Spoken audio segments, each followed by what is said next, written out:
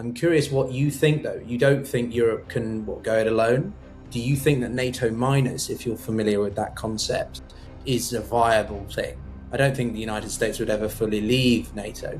Surely it's imperative for the alliance to be adaptable enough to operate without as much dependency on the United States. Not that I like it like that, but perhaps just given the reality of the world as it is. Well, I think it's really important to maintain the structure of the alliance as it is, with the heavy American commitment. And while I'd like to see Europe do more in its own defense, I also recognize that every country in Europe is a democracy. When you look at this, you always have, and you're making policy decisions in NATO. What about Hungary? We're going to have a new leadership. Oh no, there's an election there. What about Poland? Or what about Italy? What about France? What about UK?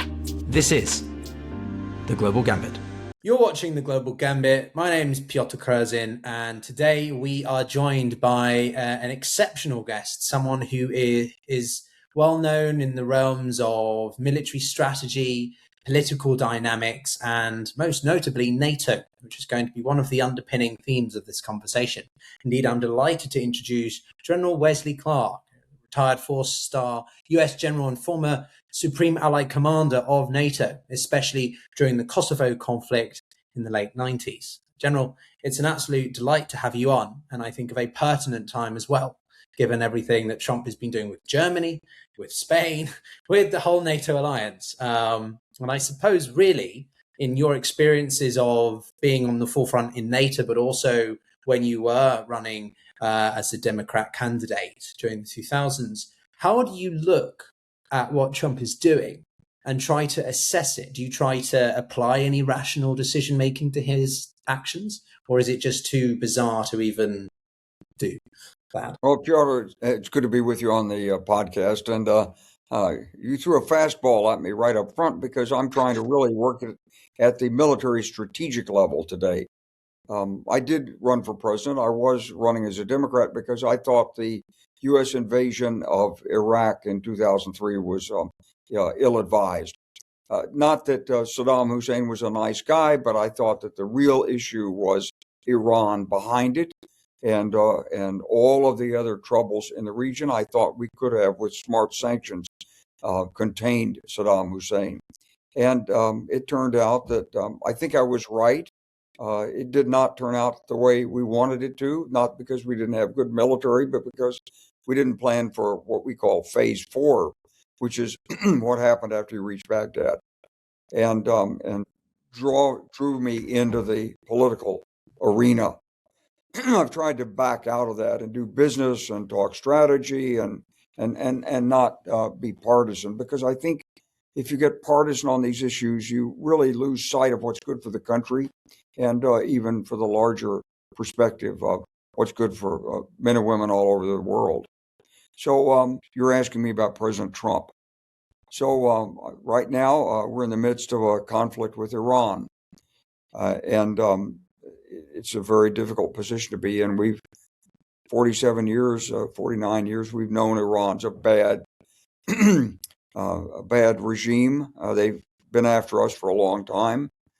I was a major in Allied Command Europe headquarters, working for General Haig, who was the Supreme Allied Commander.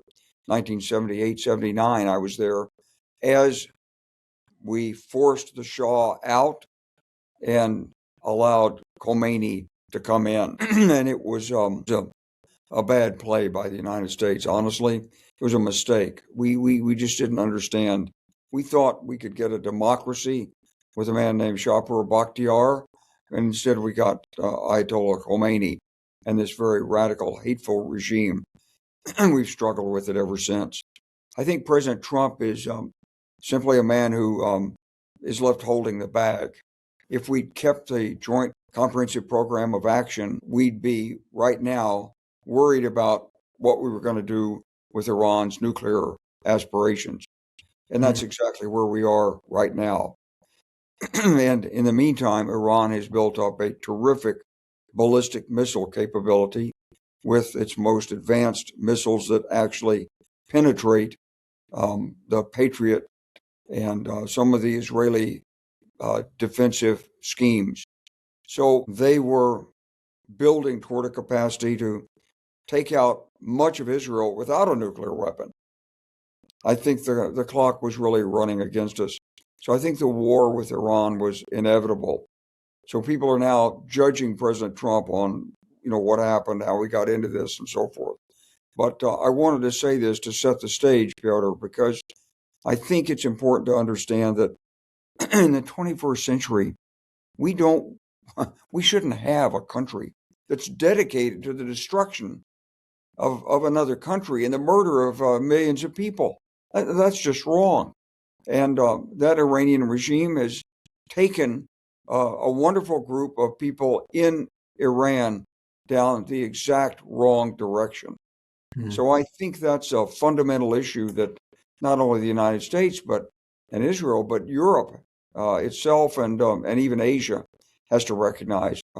It's a problem that is apparently going to persist because we don't have regime change in Tehran right now. So, but it is a defining moment for President Trump and his presidency. It's also a defining moment in the geostrategic evolution in the world. So I didn't intend to fast forward you with a question like that. I was more coming at it from the sense of what Clausewitz has said, which is that war is a mere continuation of politics or policy by other means, right? And so I was just interested because there's a lot of debate over Trump's intentions. Some people believe it was about regime change. Some people have said that it was about the nuclear policy. It was about the Strait of Hormuz and energy security. And I personally think that it was more just an impulsivity on Trump. I'm not going to lie that on this channel we're heavily critical. I can be objective in the framing of questions, but I have my biases. I think it's more the capacity to acknowledge one's biases when you engage in conversation and discourse. But the other thing that I think is very interesting, and I would like your thoughts on from the geostrategic angle, is some people have claimed that the war in Iran was part of a grand strategic plan to somehow weaken China, to take out certain assets that bolster China's systems, right? Such as Venezuela, such as Iran, such as, other assets. What is your perspective on that? Because personally, I believe that's a notion that is rather nonsense. Well, I think clearly the Trump administration came into office with the intention of de-emphasizing Europe, focusing on China as a threat, but basically seeking to consolidate in the hemisphere. And there are those in the administration who talk about energy dominance as a principal theme. And then there are those who worry about de-dollarization and the effort of China and others to move away from reliance on the dollar, the SWIFT exchange system, and use the yuan or renminbi in international trade. So all of those are elements of perhaps what happened here. But the United States has had a long-standing relationship with Israel, going back to the founding of Israel in 1948. And President Harry Truman was advised not to recognize Israel. They said, Mr. President, if you recognize Israel, there's going to be a war immediately.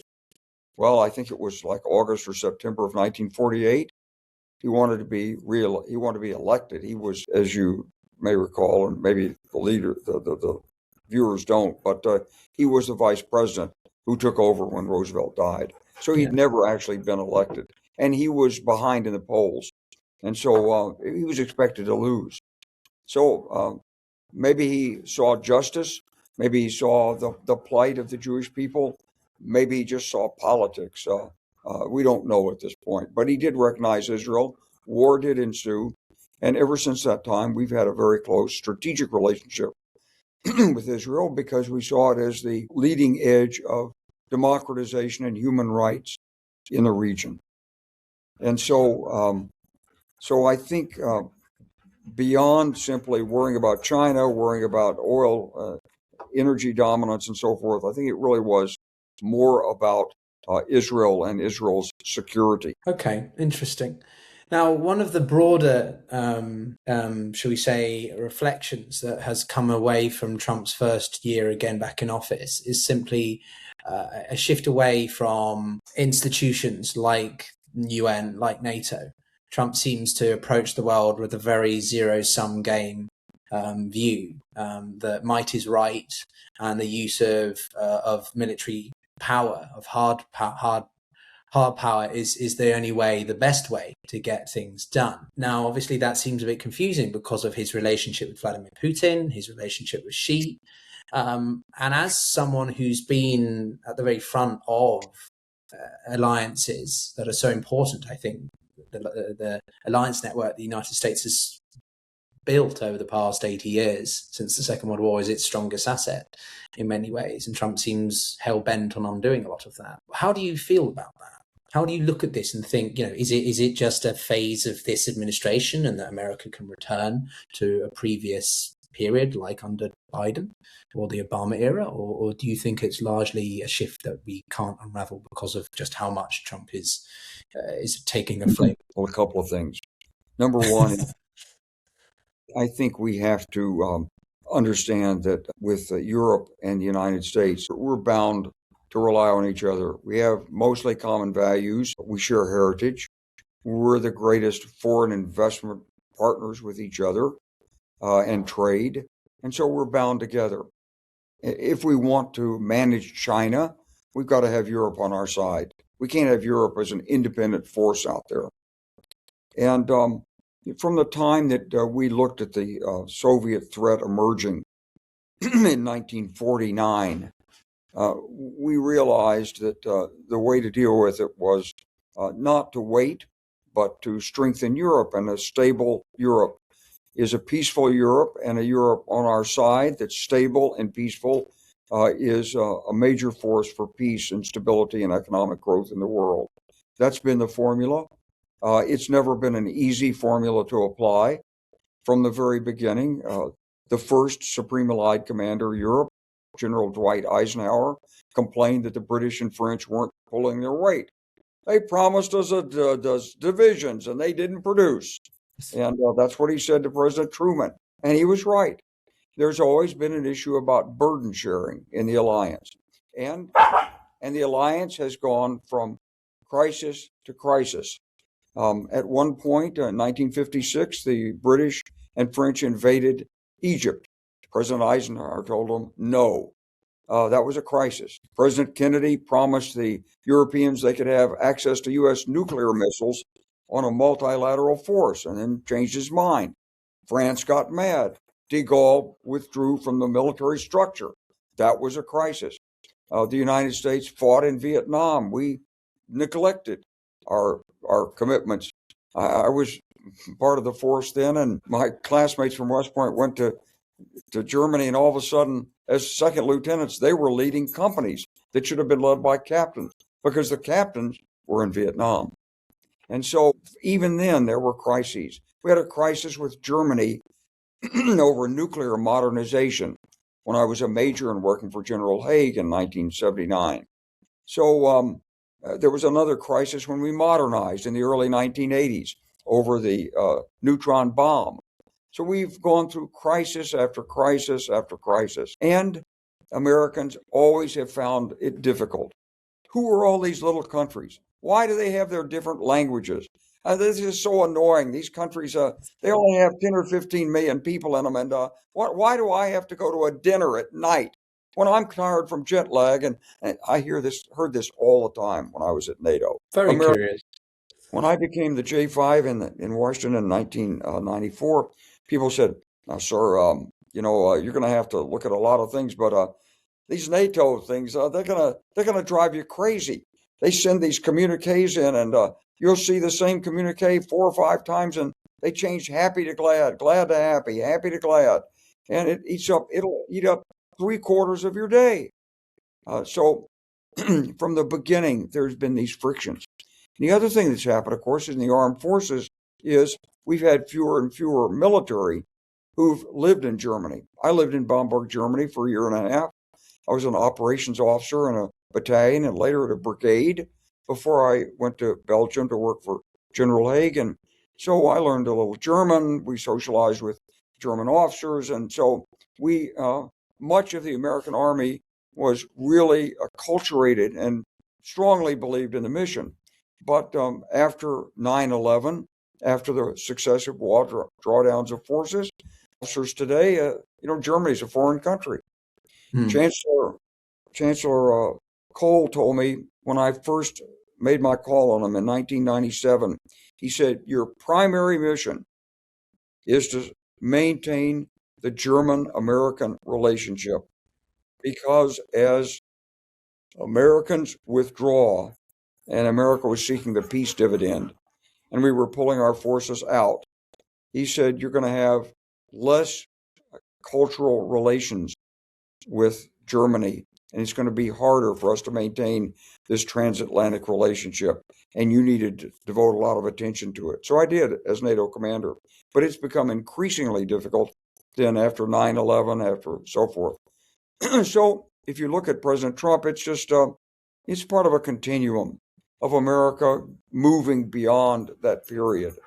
And, a successive generation of American leaders who say, oh my goodness, who are all these small countries? And there are always petty quarrels. I mean, Bulgaria, Macedonia, is it North Macedonia? What about Greece? And Greece and Turkey, they never get along. And my goodness, we've been working that for 50 years. And they say, what about China? I mean, it's big. And so it wasn't just Trump who turned away. It was actually Obama and the pivot to Asia. And he turned U.S. defense policy in Europe essentially over to Angela Merkel. Okay. And so there's deep roots to this. And the truth is, you can't form, there's no substitute for NATO in Asia. Not Japan, not Korea, not Australia. There's no substitute for NATO. We need NATO. It's essential. It's 500 million people in Europe, a GDP that should be about the same as ours if they would modernize a little bit and open up. And we're having some discussions about regulations and things like this, and where you can best grow things like artificial intelligence. But Europe's moving forward, and Europe has its own cachet. And, you can't say that one's right, the other's wrong. You have to work. In the 21st century, you have to find countries that work to synergize their interests. You can't go back to 19th century diplomacy and say, it's my way or the highway. You have to find permanent friends, permanent relationships, and work to strengthen those relationships with people that share your values. So when I look at what's happening today, and I see President Trump, I see the continuation of a long-term trend of sort of moving away from Europe. And when President Trump stood on the platform at the 2016 Republican convention, he said, "Only I can do it. I'm the only one that can do this." A lot of people thought, that's ridiculous. What ego? But President Trump is he's a leader. He's strategic. He is tactical. He has a phenomenal grasp of details. Sometimes you're asking yourself, why is he interested in how much water comes out of a shower head? But he's a politician. He's trying to please his electorate. He's trying to move in certain directions. None of us can explain the relationship and his seeming admiration for Vladimir Putin. And there's a lot of theories out about that. But in general, he is the most powerful president America's ever had in terms of the ability to have a desire, have a vision, have a policy, and have it implemented. And so he is going to become, I think, a world historic figure, somebody who is above and beyond other presidents in terms of influence, power, impact globally. It's just a fact. He has the Supreme Court on his side. He has both houses of Congress. Now, will he stumble and lose that in the election? Maybe. We don't know. Obviously, he doesn't want to. So I think he's a reality. And I think some people have had difficulty appreciating it. I know he makes misspellings on tweets. People say, why is he tweeting in the middle of the night? Blah, blah, blah, blah, blah. A lot of the partisan criticism out there.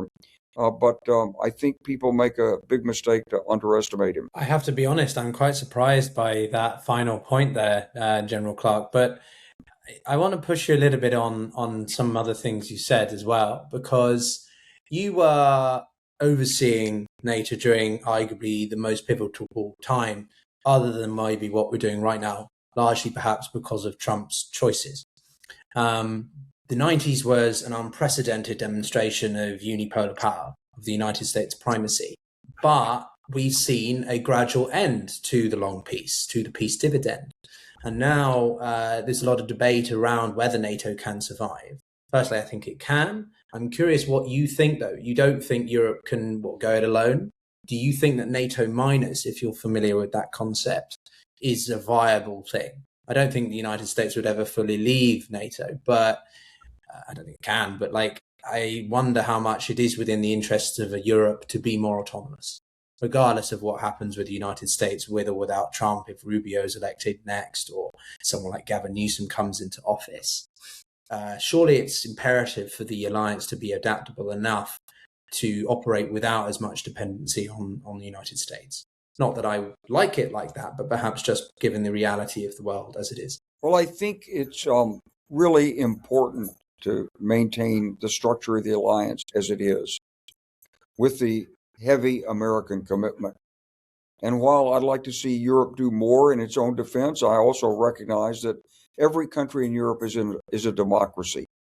And when you look at this, you always have, and you're making policy decisions in NATO, you're like, well, is there going to be, what about Hungary? We're going to have a new leadership. Oh, no, there's an election there. What about Poland?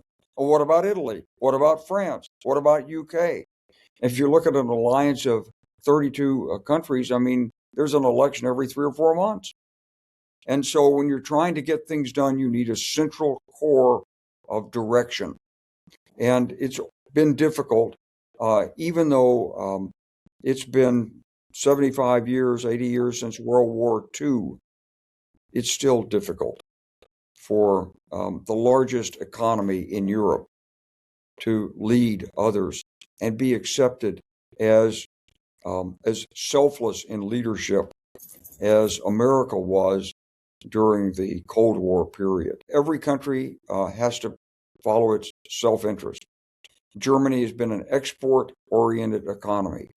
And why we formed the European Union in the beginning, in the late 1940s, with the European Economic Community, and it was a coal and steel community. The whole idea was to prevent conflict in Europe. And so, but each country still has its independent interests. And so I think it's difficult for Europe to move forward as an alliance of equals. Europe lacks strategic depth. Europe lacks the unity of focus that a single large America can bring. And European countries are democracies. They are first and foremost dedicated to the welfare and the advancement of their own people and their own policies. And we don't want it any other way. So, yes, I think Europe should spend more to develop its own defense. I think it's great if we can have more European forces available. I love what Chancellor Merz is doing to try to bring Germany forward. President Macron, and certainly the Baltic states and Poland or Romania all have a vital interest in this. But when you look at Europe and you look at, for example, other countries in Eastern Europe, and I'd rather not name names on this, but there's a certain degree of Russian influence everywhere. And there's active cognitive warfare against Europe right now and against the United States. And so I think what Europe has to understand is that there's a very, very strong reservoir of support in the United States that's not partisan, that's fundamental, that believes the United States and Europe must work strongly together, that believes in American leadership in NATO, that believes in strong American support for Ukraine, that's not going anywhere. And there's a partisan froth on top of this, discussions of movements here and there and troops and movement and so forth and calls with Putin. But I think Europe has to recognize that you have in the American people a strong, reliable, and consistent ally. I'm actually kind of curious, do you think there was a missed opportunity here to not bring Russia in as a member? No, there's absolutely not. It was a dream. The dream was compromised from the beginning. If you actually look at what happened in the Soviet Union as it came apart, the KGB protected itself. It had the resources. Most of the people who ran for the Duma were former intelligence operatives. They were trained in how to campaign, and Boris Yeltsin was on top of it, but Boris Yeltsin was vulnerable. They had compromised.